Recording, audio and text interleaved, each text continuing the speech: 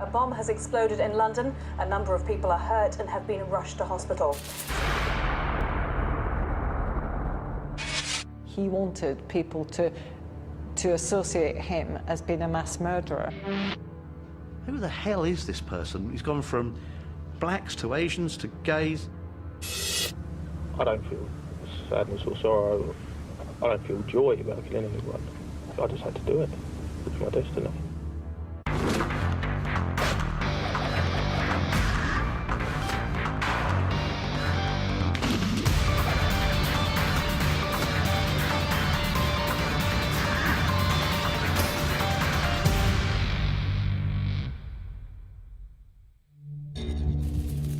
This is the story of 2 terrifying weeks in London, when a lone bomber held the city in the grip of terror. No one knew where he'd strike next, or why. Hundreds were maimed, 3 people were killed. The police manhunt faced an enormous challenge. Who, among London's millions, was behind the carnage? How could they nail the nail bomber and save lives?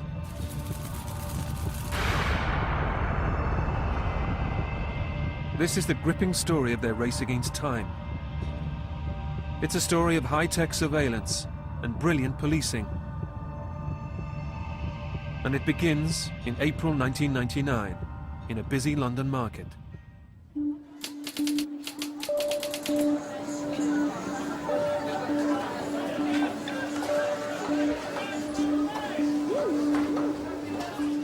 Started off all right that day. Like it was busy, and all through the afternoon, and it was coming up to packing up time, and everyone just wanted to get home. I was serving up customers fruit and veg, and when I got told that there was a bag underneath the stall, I had a look into it, and it was like a sandwich box with another little sandwich box on top, and it was sellotaped together, and in the top box it had a clock with wires going into the bottom box. And then it was going clicking, like ticking. When I looked at it, I thought, that's just like someone's made it up. It may have looked improbable, but the mystery package was now generating confusion and concern. A security guard come running into the entrance of the store, and to me seemed to be running around in circles shouting out, "There's a bomb outside." It had been 3 years since London's last terrorist bomb. People's defences were down. I walked up to show a policeman where it was, and that's when it went off.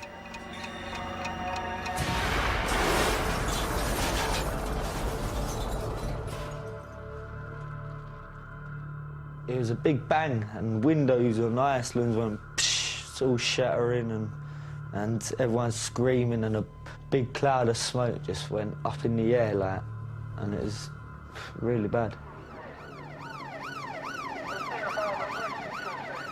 Emergency services arrived on a scene more like Beirut than Brixton. When I looked down and I see the nail in my foot, I pulled the nail out, and like I holded on to the nail in my hands, and I was in shock then. I got hit with 8 nails. I got 1 in my head here. I got 1 lodged under my arm here.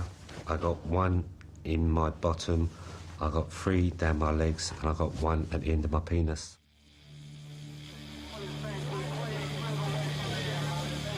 Nine of the 49 victims needed surgery. They included a 2-year-old boy with a nail lodged in his skull. Whoever had done this had intended to kill. Under Detective Chief Inspector Maureen Boyle, the Met Police's anti-terrorist branch, SO13, was put in immediate charge of the investigation. I was briefed that there'd been an explosion caused by a bomb in Brixton. It had gone off around about 5:30 that evening, and that we knew that it was a bomb and that the damage had been extensive and many, many people had been injured. and most of the damage had been caused by, in actual fact, flying nails, because the bomb had actually contained a significant number of nails. And they had actually exploded and fired almost like bullets, causing damage. Worryingly, there were more questions than answers. No warnings, no apparent motive, no claims of responsibility. And yet an attack perfectly calculated to breed terror. When this bomb exploded, we had absolutely no idea who could be responsible for it, or indeed what motives. It wasn't what you would consider to be an actual target for potentially international or even Irish terrorism. So I was quite surprised, bewildered by what it could be. In the 30-year war against terror on London streets, there'd been nothing quite like this before. No calls, no claims, no suspects. For Maureen Boyle and her team, the bomber's silence sent worrying signals. It is unusual to have no intelligence in relation to a bomb. Our experience very much based around Irish terrorism and had different factors involved. There was usually or often a warning given by the IRA in relation to where a bomb had been planted. And if one bomb could be planted without warning, then so could a second. But when? Where? And who was doing this to London?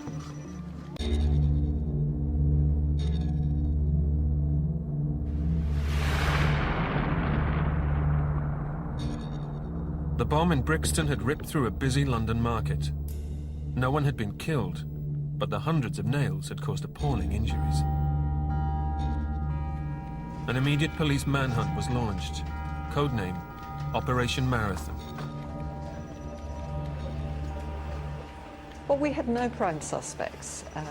We were absolutely open-minded as to who could have been responsible and indeed the motivation. However, the style of the bomb and the location seemed to eliminate one potential set of suspects. What we were able to do fairly early was to actually eliminate the Irish terrorism link. This was not a device that was in any way similar to the type of devices that Irish terrorism had used. With one obvious prime suspect ruled out, the manhunt turned to numerous terrifying alternatives. We considered all different options as to what the motivation could be. It could have even been a local dispute between the market traders. We even considered a local dispute between drug dealers. Also at that time, the war in Kosovo was very much at the front of the media and the news. It could have been related to that. But one theory made more sense than the many others. I was talking to other crime journalists who were ringing around their own contacts. So we were talking and saying, what feedback are you getting? People were saying, it's got to be a racial attack. There's no other possible conclusion that you can draw. Jerry Gable, who monitors the UK's extreme right, also believed the bombing was racially motivated. Then our concern was to try and work out which group or which individual might be responsible for this. 36 hours after the explosion, the police were contacted. The caller claimed responsibility in the name of the extreme right group Combat 18. But the call was a hoax. We just felt quite solidly that if the bombings were being carried out by people inside C18, either of the factions, we would have heard something, and we were hearing nothing. We had our people inside, and we also turned some of their people, and hardly anything was going on within that organisation that we weren't getting some prior knowledge of, or knowledge immediately after the activity.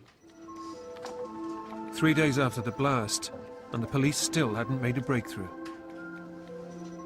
Back at the crime scene, however, painstaking forensics was unearthing clues.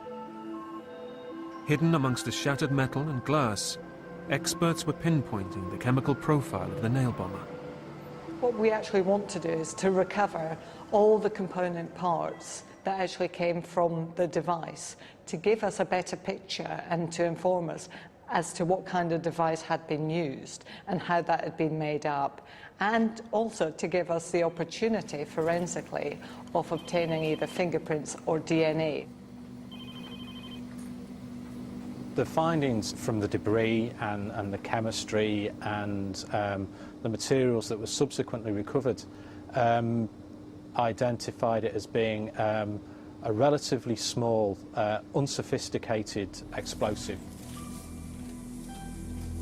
It was different to the sort of explosives that have been largely seen in terrorist-type incidents in the past, which tend to be with things like Semtex. It was an inorganic explosive, the type of things that you would find in, say, fireworks.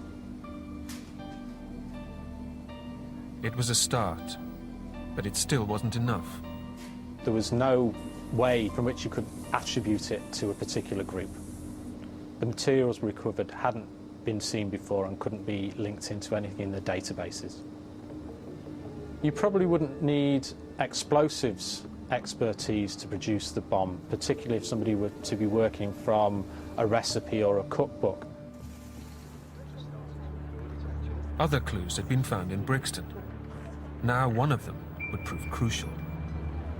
The bomb had arrived and been contained within a black sports holdall which had the green writing of head on the side of the bag, and that indeed the bag had actually been placed beside the bus stop on the main Brixton Road outside the Iceland store.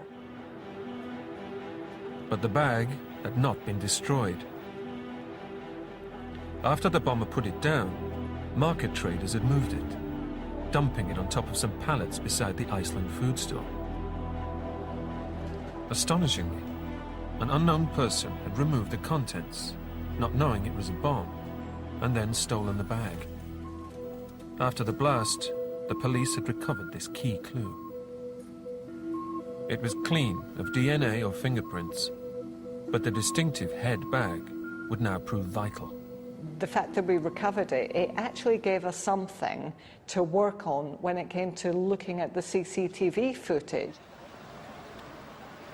It helped that Brixton had one of the UK's highest concentrations of CCTV cameras. Our initial priority was actually to gather all the CCTV footage from not only the immediate area, but the main intersections, public transport intersections within the South East London area. Those videos actually contained in the region of 26,000 hours worth of viewing. So our officers actually had to look through all of that footage. On the Saturday afternoon, 5 o'clock in the afternoon at Brixton Market, it was very busy. And on the images that were recovered, all you could actually see was head and shoulders. So you couldn't physically see if someone was holding or carrying a bag by their side. So that made it very, very difficult. The images were also of poor quality. Most tapes had been reused for shop surveillance hundreds of times. They had to be viewed still by still to ensure that they actually could see with clarity what people were doing and what people were carrying. Meanwhile, the investigation was dogged by yet more bogus claims of responsibility. We had several calls from people purporting to be from extreme right-wing groups, claiming association and indeed supporting the fact that the bomb had gone off. There was no intelligence or nothing to support that any of them were in actual fact responsible for the bomb. 6 days after the blast, and the police still had no strong leads, and no one plausible claiming responsibility. I actually thought they would catch whoever did it, very quickly. Only somebody who was almost suicidally stupid, would go out to one of those areas with all the activity, police activity, community activity around it, would go out there again the following week and put down another bomb, I thought was very unlikely. I was wrong.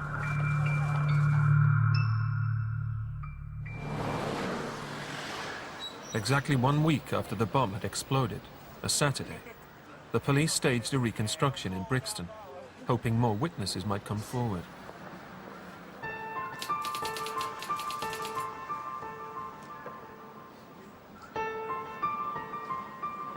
That same day, in London's East End, Brick Lane was quietly getting ready for its busy evening restaurant trade. Since the 1970s, it had become the centre of the UK's Bangladeshi community. We thought that we would be the last target, that anybody should attack us. We mind our own business, we get along with life. So we thought we are pretty safe in Brick Lane. Mr. Ahmed had been working in his restaurant and at about 5:45 had left to collect his daughter from his wife. As she passed my daughter over to me, that's when the bomb went off. And it was a big, huge noise, deafening noise.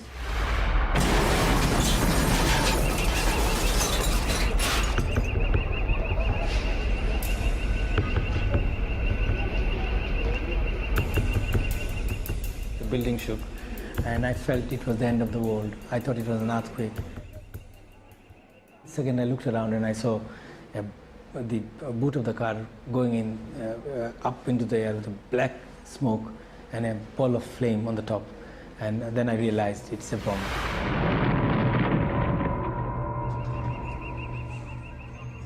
So I think it was all a miracle that God was smiling on us that day, that nobody got hurt. Amazingly, only 6 people needed treatment for minor injuries. An hour or two later, and Brick Lane would have been heaving with people. For Operation Marathon, it was a horrifying new development.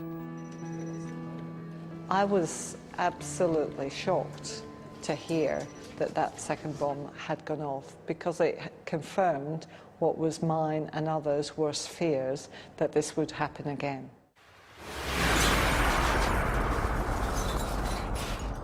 We were fairly certain immediately that the Brick Lane bomb was indeed connected to the Brixton bomb.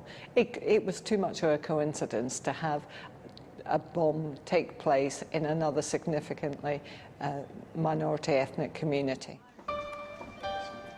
The police were now confident that the attacks were racially motivated. But once again, no warning. And once again, no claim of responsibility. Slowly they pieced together what had happened at Brick Lane. A witness had noticed a black holdall lying in the street. He'd put the heavy bag in the boot of his car whilst he walked to a police station to report it. Before he got there, the bomb had blown his car apart.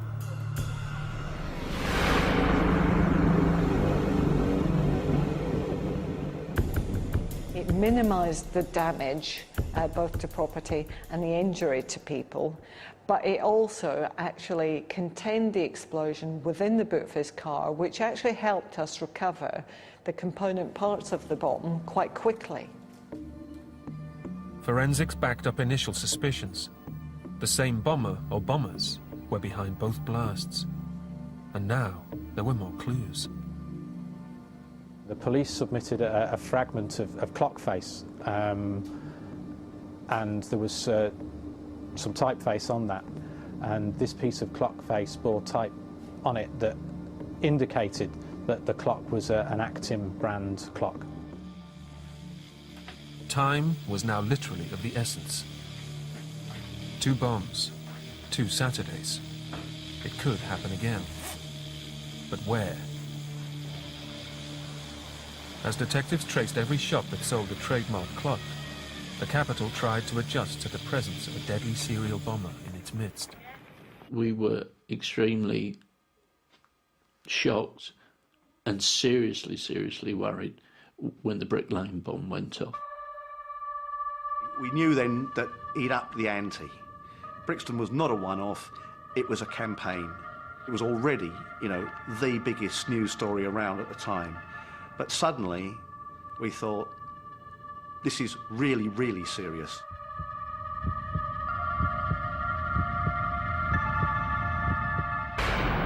Two bombs on successive Saturdays. In both cases, London's ethnic communities appeared to be the target. A third attack now seemed inevitable. Throughout the city, the sense of alarm was mounting. After Brick Lane exploded, we then knew that this was going to be a series of bombings, and yes, the clock was going to be against us. We clearly anticipated that there could and was likely to be another bomb, and potentially again the next Saturday, but we didn't know where. The two places I would have thought they were going was somewhere like Southall, where crowded streets on the weekend, very street life packed with Asian people, or the Jewish community. With any number of potential targets, it was a nightmare situation for the police.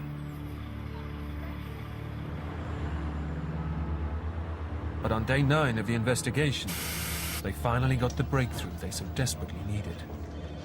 It took over a week for us to identify an image that we thought was potentially the person that had planted the bomb.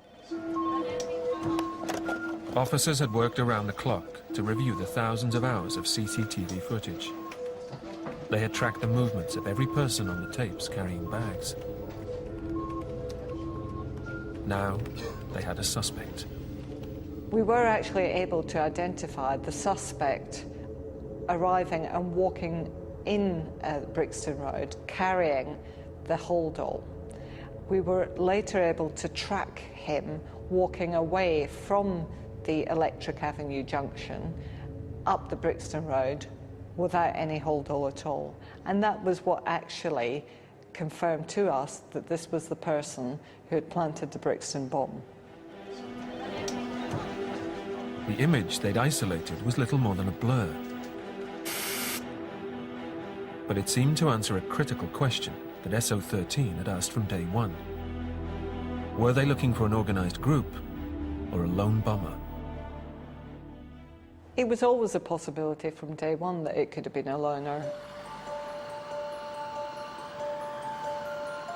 But in a city with 12 million inhabitants, how would blurred CCTV images of a lone suspect bring the police closer to an arrest?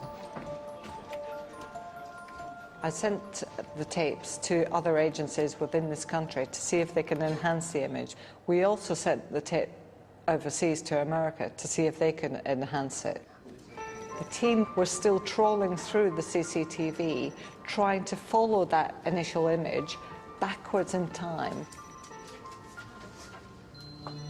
And when they identified some images that were actually clear enough for us to go forward and publish them within the media, we decided we would go public with the recognisable images on that Thursday.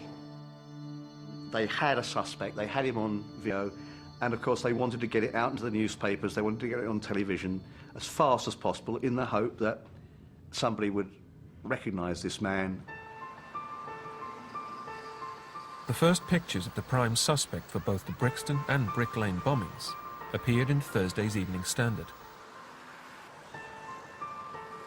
And I felt fairly confident that if we published some image that was recognisable, that the public would help us and identify that person. To respond to that, we set up a team of officers, experienced detectives, to answer the phones from the public when they were phoning in. Those detectives had a list of questions that they would ask all the people who rang in, so that enabled us to actually evaluate some of the information that we got.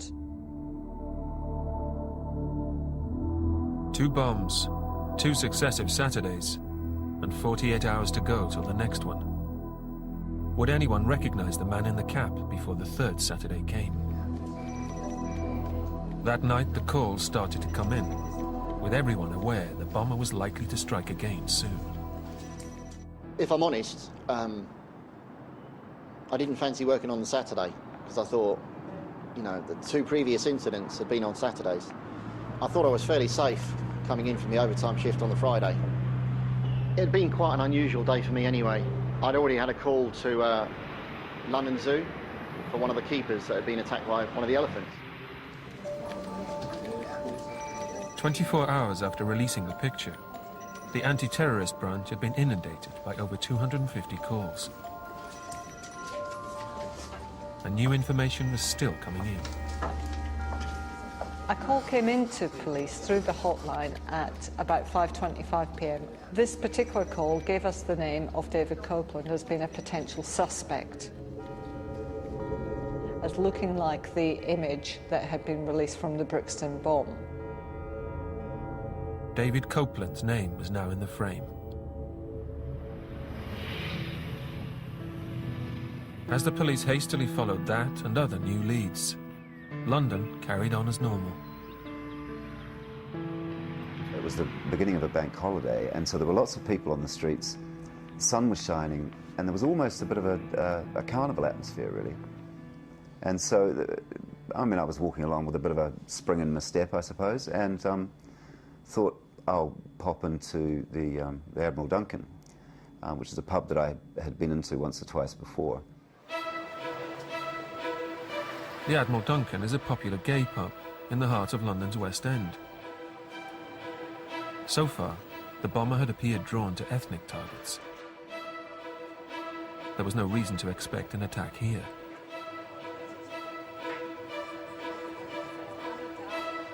As Gary had a drink, the pub welcomed its early evening trade. Amongst them was John Light, who had travelled to London for a night out. He was there with his friends, Andrea, Nick and Julian. Andrea and Julian for a time had worked with John. They were all best friends, and he was taking them out to a show. His shout, as far as I can gather, because he was so delighted about being best man at the wedding earlier, and now being invited to be the godfather of Andrea's baby. As John celebrated with the happy couple, others in Soho got into the party mood. Bank holiday weekend, the sun's shining, make the most of it, get out there, have a meal, have a drink, go clubbing, and have a really nice day.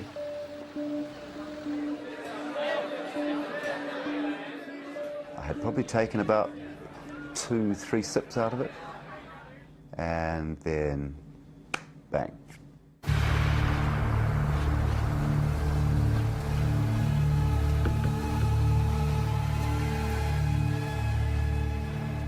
Just like you're completely gone with the noise and everything round about you, but I just got thrown right against the wall at the back with the impact of the bomb.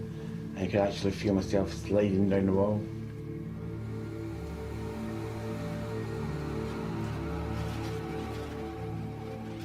And the first thing that hit me was silence, complete and utter silence. And I thought somebody spiked my drink. That was my first thought. And looking across where the bottles and glasses and the barman and things that should be was just blackened boards. That's all I remember, and wisps of smoke, and one very bright light, which I later learned was an emergency light. And I wasn't aware of anybody being around me. It was a very strange feeling. And so I turned to my right to see where everybody was or what had happened, and I felt myself falling. That's it. That's all I remember of that day. But I thought I was dying. I just thought that was it. Yeah. The pain was so tremendous in the legs. Everywhere seemed to be like knives getting punctured in your body. It took me about 4 minutes on the motorbike to arrive in Old Compton Street, and I rode up on the bike to the junction of Dean Street, and then right in front of me was the building. The ground floor had just been completely devastated. The whole front of the actual shop, or that's what I thought it was at the time, had been blown out. There was glass everywhere.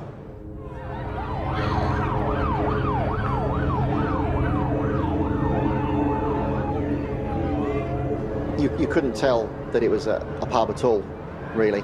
Most of the chairs and tables had been literally blown apart. There was still a small fire at the back of the property. Inside there were people lying about moaning, some with partial amputation of limbs, quite a few people with severe burns, and there was an awful lot of nails.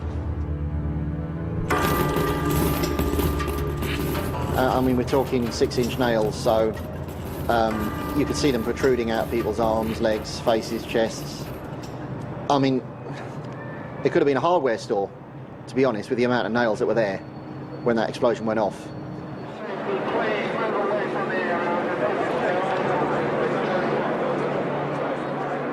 I was devastated because we'd released the images on the Thursday. We were actively following lots of information that had come through, and we'd not succeeded in arresting him before he committed his next offence.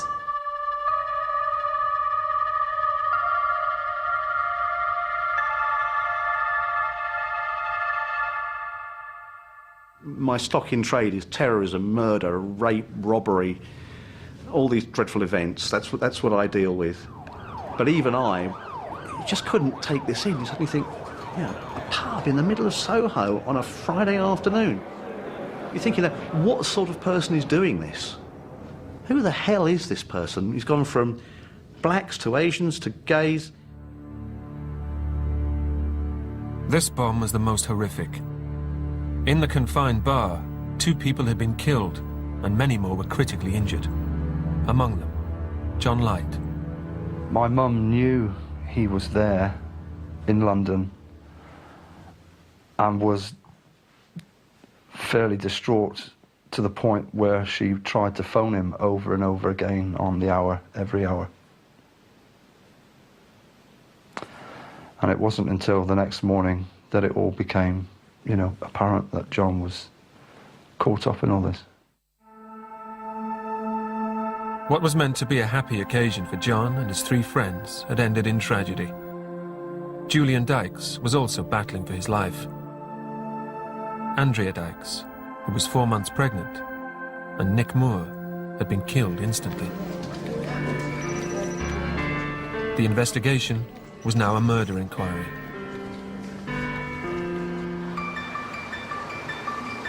The bomber had struck on a Friday, not a Saturday. He'd chosen Soho's gay community, not Southall's Asian community. The pressure on the police was mounting. We were responding to the media appeal, and indeed then simultaneously, in actual fact, managing what was a new crime scene. And while many officers dealt with the carnage in Soho, others continued working on the new leads coming in. Among them, David Copeland.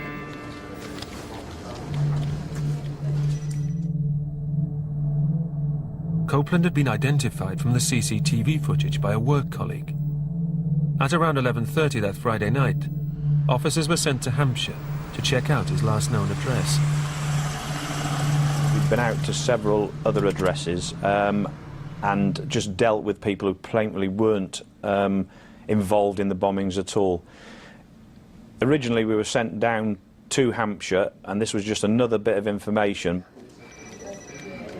There were many other individuals that officers across England and indeed London were tasked to that evening in relation to good likenesses to the image. And indeed there was no intelligence, even when the research was conducted, that actually made David Copeland any more likely to be the suspect. But as the officers neared Farnborough, Copeland's name was swinging ever more into the frame. Scotland Yard were telling us that they were more excited with this intelligence. That hadn't happened before at the other addresses I'd been to. In fact, a cab driver had called the hotline saying he'd picked up the CCTV suspect at Waterloo, the mainline station serving Farnborough. We unanimously decided to go and cold call on the address to see who David Copeland was. Everybody knew what needed to be done. Some of us approached the door, some officers went to the front, the side, and as best they could the back of the address, so it was surrounded in effect. And then for about the next 10 minutes we started knocking on the doors, knocking on the windows. Eventually the door opened.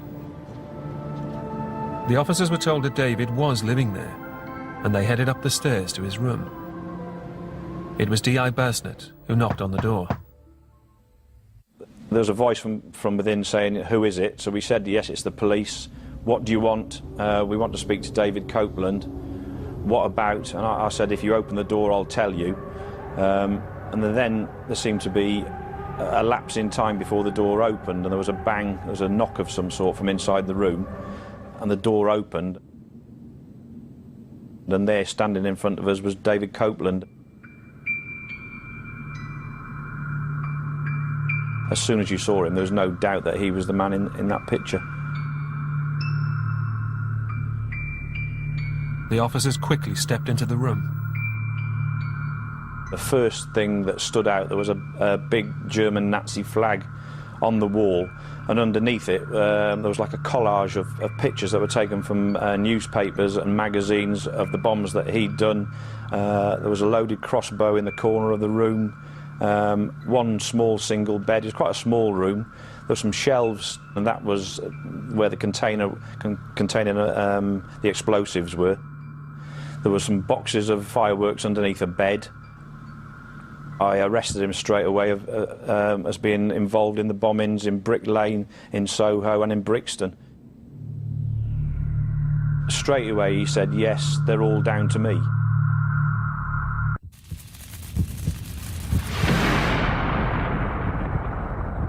Three nail bombs in 13 days had traumatized the capital city.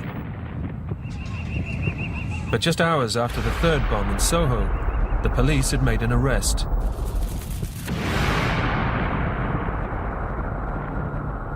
David Copeland had immediately confessed to the crimes. He appeared very nervous. He was shaking. We asked him some questions about whether there had been other explosives in the room.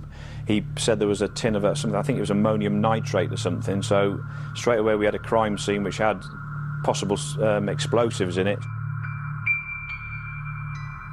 Copeland was put in a forensic suit and bundled into a car back to London. Meanwhile, his home address was searched for clues. Receipts for items used in the bombs and firework powder matching the explosive lab's findings were quickly discovered. The fact that he told us that he actually had some of the bomb-making kit and the firework powder within his room actually corroborated the fact that he was responsible for these offences. In London, Maureen Boyle's team prepared to interview Copeland. What was crucial was to identify why he'd committed the offences and what his motivation was, and to actually identify whether he had indeed acted alone or whether he had acted with other people or indeed with provocation. David Copeland was 22 years old, the middle son of an apparently ordinary family. He'd grown up in Farnborough, leaving school at 16 with only a few low-grade GCSEs. He drifted from job to job, and for the previous 2 years had been working as an engineer's assistant on the Jubilee Line extension. Before his interview had even begun, the death toll from the Soho blast had risen. John Light had bravely hung on to life for almost 24 hours. His family had hurried from southwest England to be with him. After we had arrived, he died in front of us. It was as if, and I firmly believe, that he did hang on until he he at least heard Mum or felt her presence.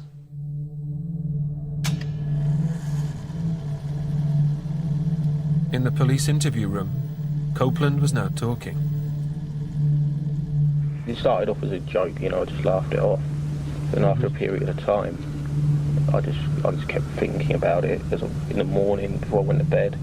In the daytime, I just couldn't get it out of my head. And eventually I woke up one morning and I wasn't thinking about it anymore, I was going to do it. My aim was political. It was to cause a racial war in this country. Right. So you would hope that by planting the bombs in Brixton and Brick Lane, there'll be a backlash from the ethnic communities. Why did you put nails in it? It means to smash windows out, stick into people, maim people, kill people. Kip can't pick this up, but whenever we speak to you about the gays, you have to close your eyes, and you seem to be quite intense there, David. Yeah, I just don't like him. I just don't like him. Yeah. I'd never dealt with someone like Copeland before. I don't think many of us had dealt with someone like Copeland before. First of all, it's going to be the blacks, then the Asians, then the queers. And had you not have been caught, what would have happened next? Self. How do you feel about it now? I mean, we're a few days past. You know I feel nothing now. I don't feel sadness or sorrow. I don't feel joy about killing anyone. I just had to do it. It's my destiny.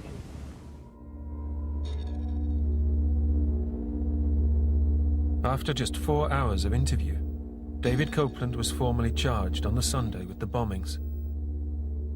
Even though there was evidence of links with right-wing groups, the police quickly went public with their view that Copeland had acted alone. From the examination of the debris and the materials from David Copeland's home address, there was nothing to indicate that he was doing anything other than acting alone.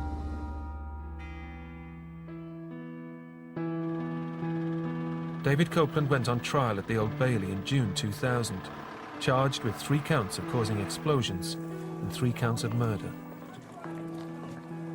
Many of his victims and their relatives attended the trial. I knew why I was there. I needed to know that this guy was going to be put down and locked away so he couldn't do it to anybody else. But it was very emotional, it was very physically demanding. Copeland pleaded guilty to the charges of causing the explosions, but denied the charges of murder on the grounds of diminished responsibility. Whilst awaiting trial, he'd been moved from Belmarsh prison to Broadmoor, a secure hospital. The question of Mr. Copeland's responsibility was the nub of the trial, whether he was responsible for his actions or whether he was suffering from some form of mental illness which substantially impaired his mental responsibility, and that would reduce murder to manslaughter. And I interviewed him on 3 occasions in February and March 2000 in order to assess his state of mind at the time of the bombings. There was no doubt in my mind that Mr. Copeland had psychological problems going back a long way. Problems with size, dyslexia and anxiety had existed since childhood, but the major issue for the trial was more recent. Copeland was telling doctors that the voice of God had told him he'd been chosen to cause mayhem. But the important question was whether he could control these thoughts and fantasies, was whether he wanted to do it, or whether he didn't want to but felt compelled to do so. In my opinion, he was not suffering from such psychotic symptoms. He did not try and resist it, he actively pursued it. And in particular importance was that the 3rd bombing, he brought it forward because he knew that the police were onto him and he was likely to be arrested. On Friday, June the 30th, 2000, David Copeland was found guilty of all charges and given 6 life sentences, 1 for each of the bombings and 1 for each of the murders. I think there was a sense of closure from our point of view. But I have a feeling that for many, it wasn't. But for us, it helped. Gary Reid and Tommy Douglas were also there to see the verdict. Both had suffered horrific injuries in the blast. Today's verdict proves he is a dangerous, pathetic nobody who is now where he belongs. Tommy lost both legs below the knee and had spent months in hospital, asking why. How does it all come about? I asked myself so many times. You don't walk into Tesco's and pick up a bomb like a loaf of bread. So there's a lot of thought, a lot of preparation goes into these things. Gary lost his left leg at the hip. I don't know. To me, it was just such a waste. Everything, it was just such a waste of lives. People's lives were in ruins for nothing, and so I didn't feel like celebrating. David Copeland was a young man who festered a hatred for black, Asian and other minority groups.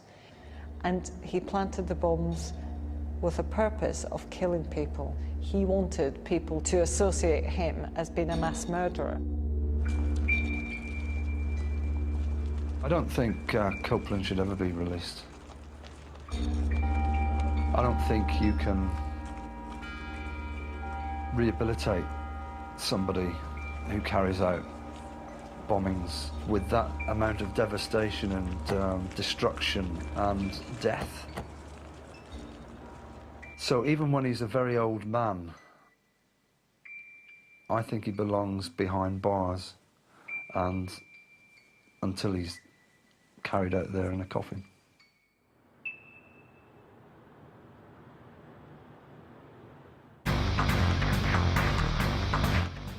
Tomorrow sees the Oxford and Cambridge University crews head down to the River Thames for their annual Battle of the Oars. Cambridge took the title last year, so what have Oxford got to offer this year?